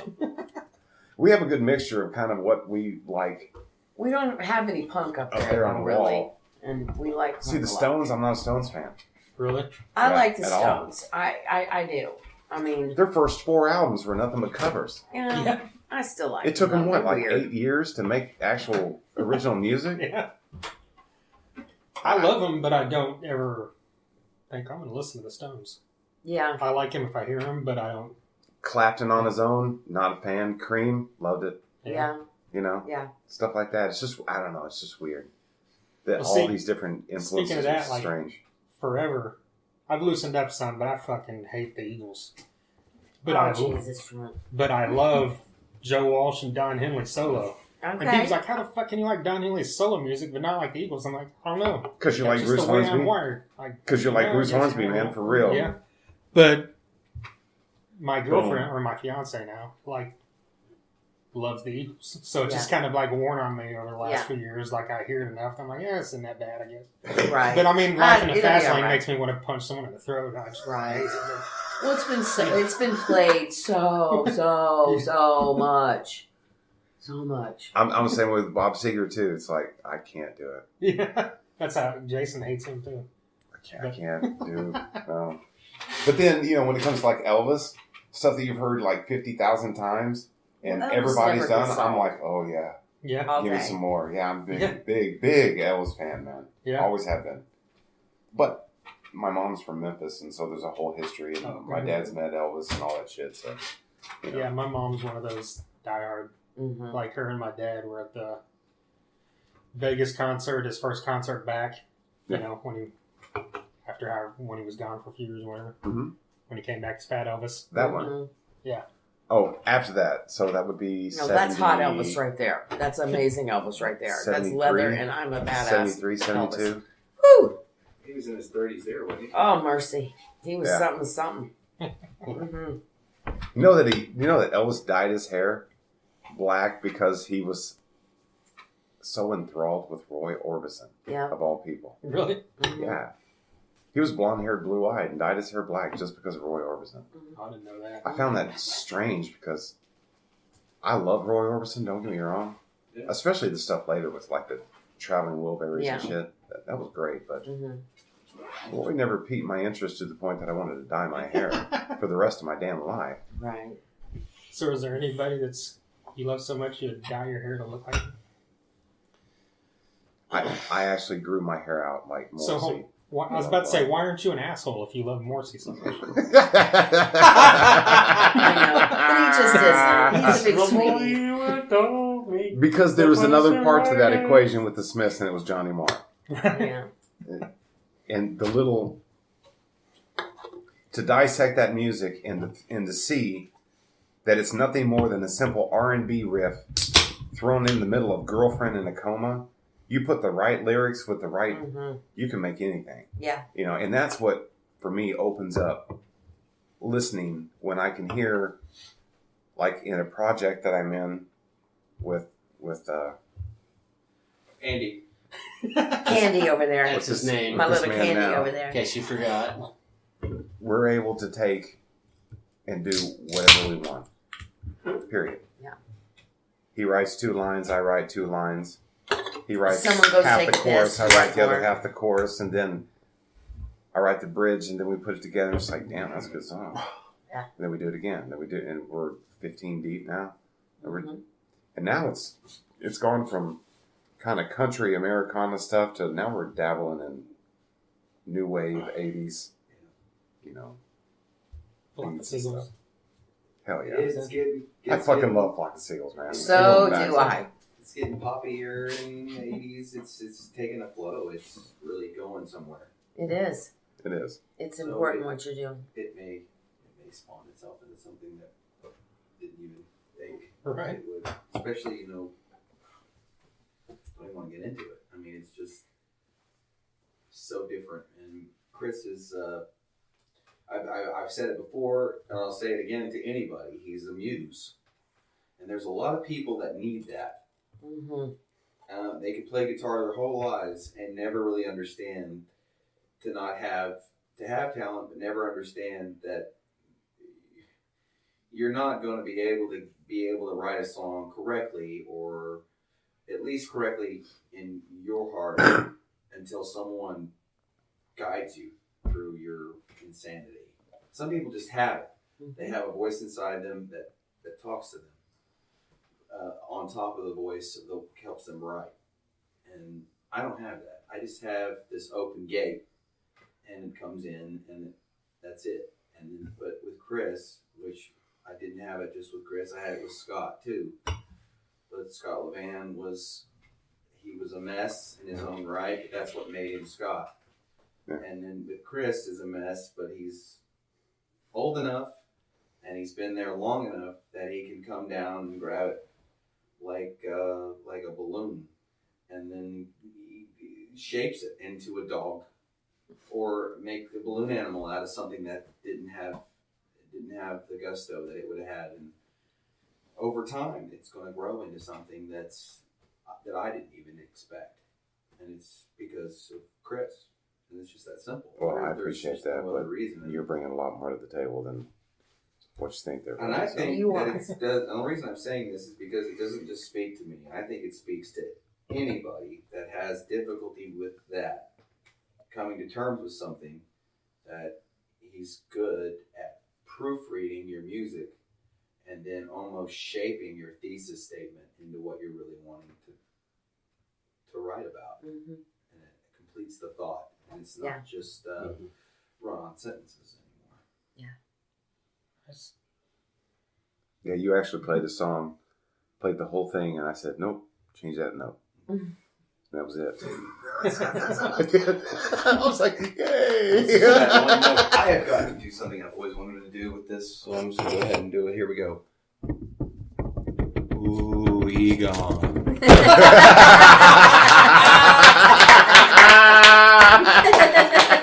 Yes. Oh my awesome. I love it. You know, that reminds me of the time you tried to drill a hole through your head. That would have worked if you hadn't have stopped me. Yes. Oh, man. Great line. God, you mentioned Scott Levan. Wasn't he an Underside? Yeah, speaking Yes, of old that music, guy. Yeah, no those kidding. times. Oh my A God. primed pump for the music. Yeah, we Just in opened that for time. them a few times. Jesus. That's a blast from the past. And that's when it was up, right? That's when it was really up. Yeah. Yeah. Oh yeah, totally. Probably one of the highest times, besides, the birth of the Canes. Yep. Yeah. Yeah. And that whole thing. Yeah. Tulsa is going to do its little peaks and valleys probably forever. Probably forever. Like you guys were saying. We just have roots here that are music roots here for whatever reason. You go all the way back to, Woody Guthrie and then you continue that chain into, Arlo Guthrie for that matter, which was one of the best concerts. On my 21st birthday, I saw Arlo Guthrie at the Canes. It was like the best concert I've ever been to in my life. And my first concert was Slayer, bro. Oh, really? Yeah. Wow. Nice. Yeah. Rain of Blood tour. Oh, wow. In Dallas Yeah. with my cousin. And I was like way too young to be on the road. It was awesome. And I was just blown away. My dad was a preacher, bro. So, the stage is, all black. And So did he know you went? oh, no. Heck no. The upside down crosses and the stained glass pop up. And then You probably thought you were going to die, huh? the Raining Blood, theme music comes in the beginning. And they, this naked chick being carried across this stage. And I'm like, fuck, man, this is awesome. Yeah. And then it's... I was sold. Well, what I liked is when we saw them in Dallas a couple of years ago, it's like they're, before they had the curtain, before they bring it down, it's like they've got the pentagrams and the crosses, and it's like this majestic horn, Yeah. And then all of a sudden the crosses, they start going, and they turn upside down, and the music's like, and it goes, the music goes total minor, and it's just so fitting. You're like, oh shit, Something to happen. we're fucked. Yeah. We're going to hell. We're in hell. We are going to love it. fucking hell. It was the fucking best, I got into ministry when I was in high school. My cousin turned me on to it. He was like, man, you got to hear it. It was before they came here, and then saw them here. In case you didn't feel like showing up live tour in '89, and there's like 15 people on stage. 30, man. It was Where at? great. Here at the Canes. At Canes? God damn. Gibby Haynes, Jello Biafra was with them. Wow. They had like 3 drummers, 5 bass players, 11 guitarists all at once going. It was the most industrial. The the fence along the stage, and people crawling up on the fence right in front of the stage. It was awesome. And I was like, well, that speaks to me.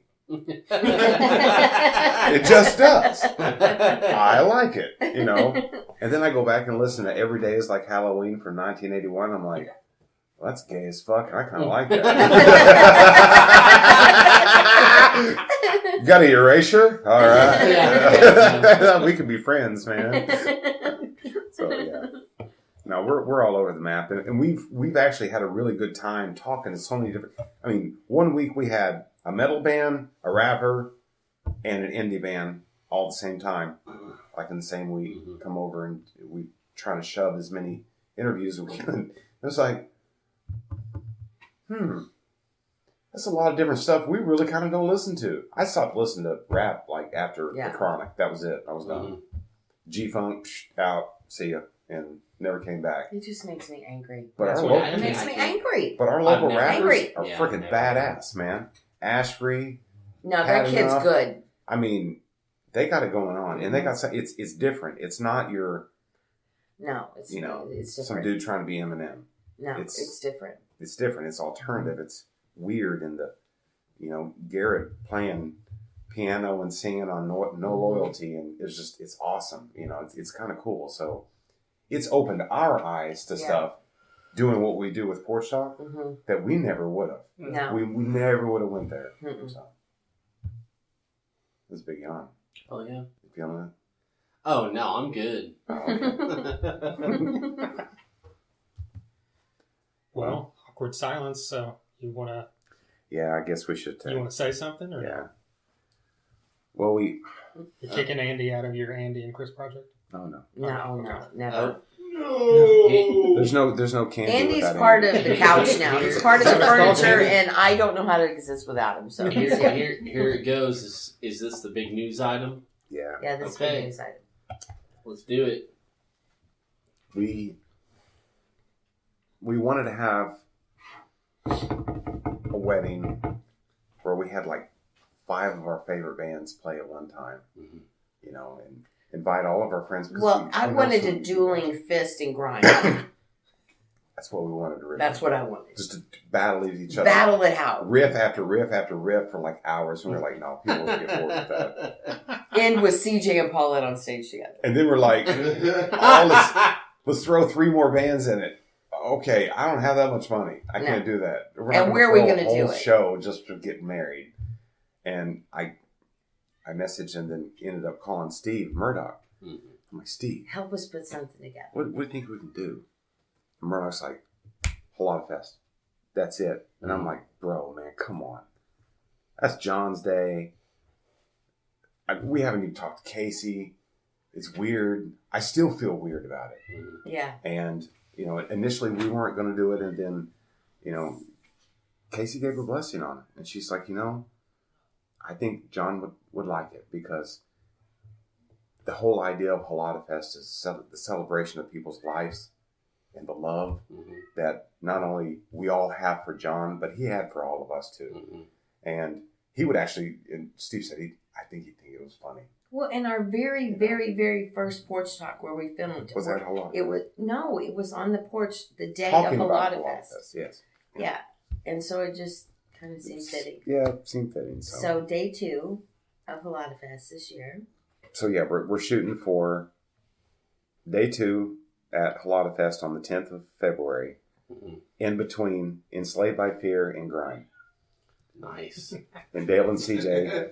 Wes Dodson from Not in Pogue is going to marry us. Yeah, he's going to be the Reverend. And so that's our guest list. All those people. that are gonna be Everybody playing, in our scene. that entire weekend. Yeah, we would all invite them, but we wouldn't be able to fit them anywhere. No. So we'll, take 10, 15 minutes real quick. We'll go get married and get on down the road and Grind plays White Wedding, or something. and we're good, so yeah, it'll be all right. That's Now, awesome. we'll have a private ceremony, so the parents and all that, the family can. There's no way I'd have my mom and dad at that show. There's no way. Yeah, I think she would have a heart attack just even walking in the parking lot. What is this? Woodstock? I don't even know. She would be so horrified. It's like, it's okay, Mom. I don't even know. I don't even know. Yeah, that's the big news. So we're. Oh yeah. Well, congratulations, and we'll be there. Thank you. Yay! Yes.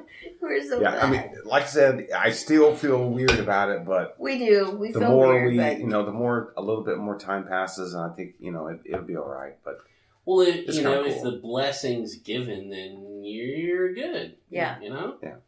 and it wasn't our idea.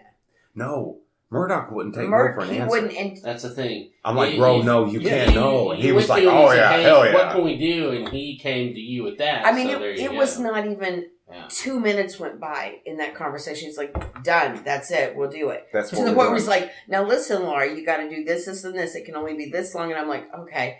And so then I was like, well, that's kind of taken away from our day, but really it isn't. No, Because, like he said, everybody that we would want to be there will be there. Yeah. Friends-wise. So and we're we excited. feel extremely blessed to do what we do. Mm-hmm. And our whole love story is played out on Porch Talk anyway, so it's appropriate. It is, right? Yeah, it really is. I mean, we started doing Porch Talk 4 months after we started living together, man. Mm-hmm. Like that. So literally, you're watching our relationship develop in front of your eyes. Yeah. And that's why it probably means a lot to us.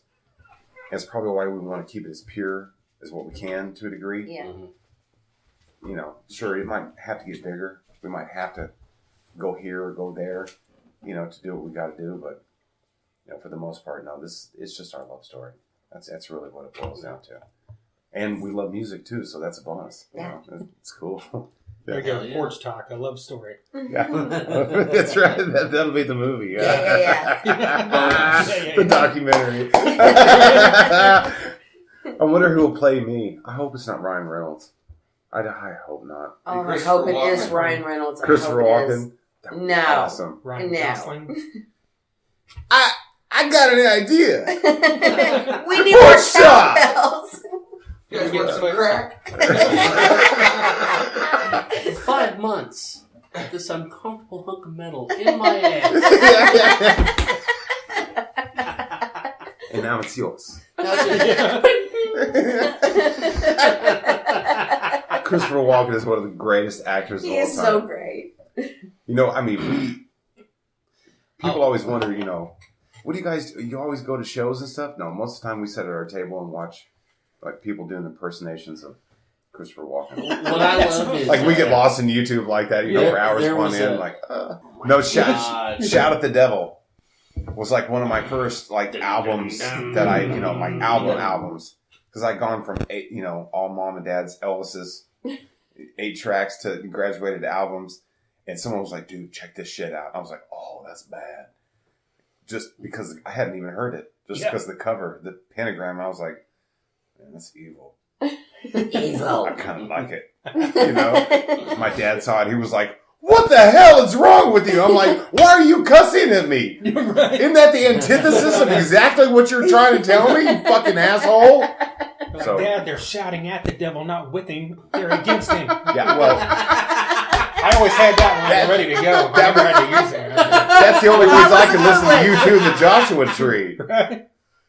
Where the streets have no name. That's heaven, Dad. Yeah. Oh. Okay. Turn it around to your advantage. You always got to turn it around. You had to be smart about it. You had to. And I did that. Yeah. I got. Thank you guys so much for your time and for Thank you letting guys. us be the outlet for your announcement. We appreciate what you guys do. We do. You know, when I approached you, and then you approached us, and we formed kind of a nice symbiotic relationship. We don't compete with each other. We don't trash talk each other. Right. We do nothing but support each other. And I love you guys. Newsflash. I know it's never you, Jason. It's Not never me. you. This happened. You and I are the strong ones, Jace. No, See, the great thing we is love you guys, man. Thank you for what you do too. we're both kind of doing the same thing, but at the same Yeah. time, it's totally not the same thing. It's not the same thing. At all. But the Because you spirit guys are behind video, it's the we're same. audio, and it's And the thing is we really can coexist because we like each there, other. there's room for all of it, Yep, and even if there wasn't, it doesn't matter because that's not what we're about. exactly. So it's just like whatever we can all do for everybody is what we're gonna do. There's room at the table for more of us to continue to boost our local scenes. We welcome all of it. Well, we all have the because same it's not competition goal. to us. No. It's the same goal in mind. There's people that are 18, 19, 35, 45 years old that are trying to get their music out there. Mm-hmm. And if there's something we can do to do it, then that's what we're going to do. Yeah. And that's what we're always going to be here to do. Yeah. So, thank you guys. So we love you. We'll keep doing Thank that. you. Hell yeah. Thank you. Okay, All right. you. I got to pee. Cut it. Tell me everything. Tell me Chapman's got a everything. big dick. Hold on, that fucking Andy, Wait. goddammit. I know, right? Oh shit! Wait, just a minute. I didn't see it. There you go, Chris and Laura from Porch Talk. Thanks to them for giving us a lengthy interview there and for dropping their news about their wedding at HolataFest in 2018. Congrats to them. It's gonna be awesome. Yeah, that's a cool thing, getting married on a stage at a rock concert. And with all these bands they love, we love, everybody loves. That's right. And our buddy Andy Chapman kind of snuck in there for a few minutes too. Yeah. Yeah. Hopefully you could hear him because he was sitting a little ways from us, but he's always got some very cool stuff to say. Fist of Rage, everybody. Definitely. So, yeah, looking forward to also what the deal that him and Chris are working on. Yeah, so you'll hear more about that down the line. Definitely. And, of course, thank you to Laura for cooking dinner before we did this interview. She fed us, and that was quite badass as well. Yes, it was tasty. Thank you very much. So there you go. Once again, Facebook, Porch Talk with Chris and Laura. Hit like, follow them. They've also got a YouTube channel. Support these guys. Do it. And while you're supporting them, support us. Why not? Yeah. You're already listening, so why not listen 148 other times by going backwards? Exactly. SoundCloud.com/Thunder-Underground. You can listen to us every Monday night on 1027WSNR.com, 7 p.m. Central. That runs, like I said, every Monday night, but on YouTube, at the Thunder Underground, and SoundCloud, you can stream them anytime you want. 148 previous episodes, and they run the gamut of a lot of the local stuff we mentioned throughout this, like Screaming Red Mutiny, bands I mentioned earlier, like Claim Your Enemy, Fist of Rage, Machine in the Mountain, Grind, Severmind. Yes. Less Than Human. All that, and then we've got into a lot of national names like Gene Simmons of Kiss. Yes. Bruce Kulick, formerly of Kiss. Seven Dust, Shinedown. Chris Broderick, formerly of Megadeth. He's in Active Defiance now, which check out if you have not heard. Yeah, they're badass. We've also had on guys from Superjoint, from Crowbar, Corrosion and Conformity, Saving Abel, Battlecross, Warrant, Europe, He Is Legend. That's right. The list goes on and on. He Is Legend and Gore coming back next week. We'll probably be out there. So if you're out there, come say hey. Hell yeah. If you're not too soaked in fake blood and piss and cum. Yeah. From the war show. If you are soaked in that, you can still come say hey and hug Jason. No, do not hug me. Trent will take all the hugs. Okay. The first time I went to see Guar and Canes at like 1996 or 97 or... No, it was later on than that. It was even later than that. I don't know. Early 2000s maybe. Our buddy Thrasher went with us. Me and him went, and he got right up front. And on the way home, I made him ride in the back of my truck because he was so soaked with God knows what all that shit was. Right. Anyways, that's my story. Done. Awesome. Well, we're also on Facebook, /The Thunder Underground, and then the website is thethunderunderground.com. That's right. All right. We don't have anything else to talk about, do we? I think that's it. Next time, we need to talk about this In Flames EP, but... Yes. Because I have things to say. I have positive things to say about In Flames for the first time in a few years. Exactly. So. All right. Next time, actually, now that I said next time, episode 150 will be Scott and Jana from Down for Five and Rocket Science. Yes, and we're glad to have them back for our landmark 150th episode. That's right. It's been too long. It's been 143 episodes. Yes. Episode 7. It's an honor to have them. Yeah, so be on the lookout for that. That'll be here in the next week. So, till next time. You need a breath, man. All you do is lick your asshole all day long. Nasty. If I could reach that thing, I would. know. None of you men would ever leave the house. Instant rim job. I'm going to open this. Lord, okay. I'm going to edit this to where that's the opening line. I hope so. Because no one knows who he's talking to. Right. Since it's not video like Porch Talk. Yeah. No one knows. No one knows. Come on, man. Thunder Underground, y'all.